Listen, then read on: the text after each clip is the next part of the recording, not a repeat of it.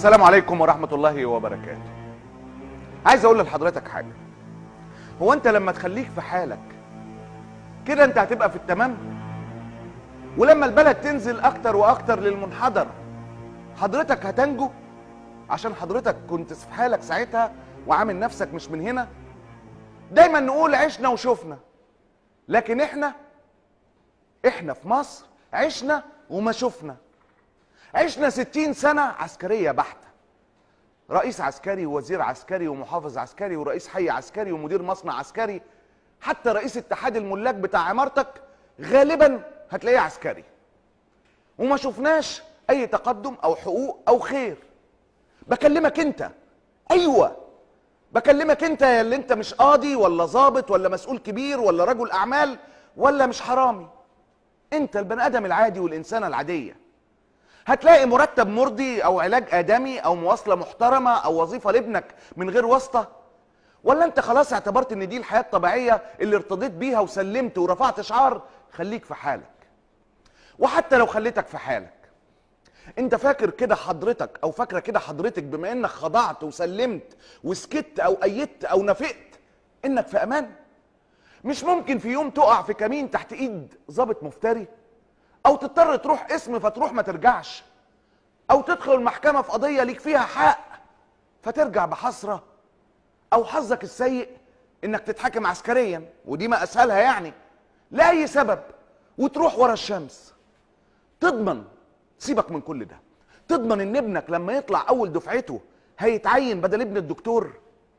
تضمن ان لما ضابط شرطة يعاكس او يتحرش او يتعدى على بنتك هتاخد حقك منه؟ ضامن انك تحافظ على كرامتك ومالك وعرضك وشرفك؟ ضامن؟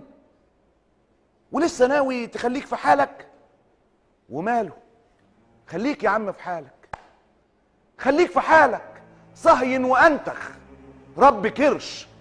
خليك في حالك صهين وانتخ رب كرش.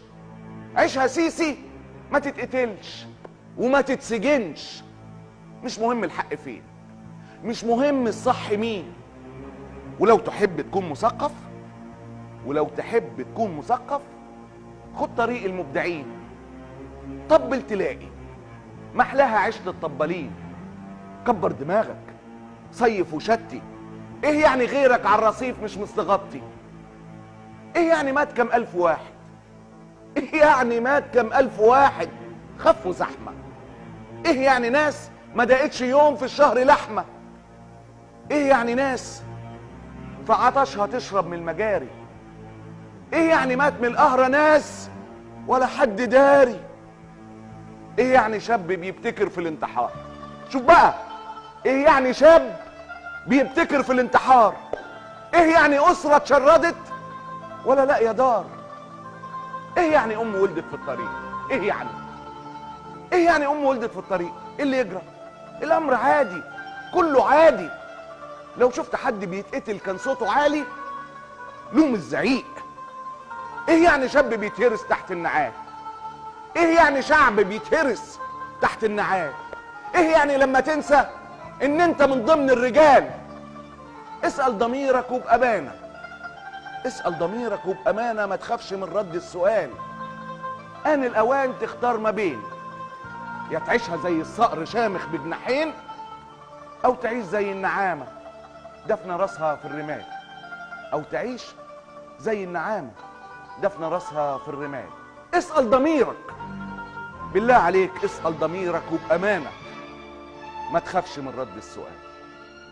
الله غالب واشوفكم بعد الفاصل.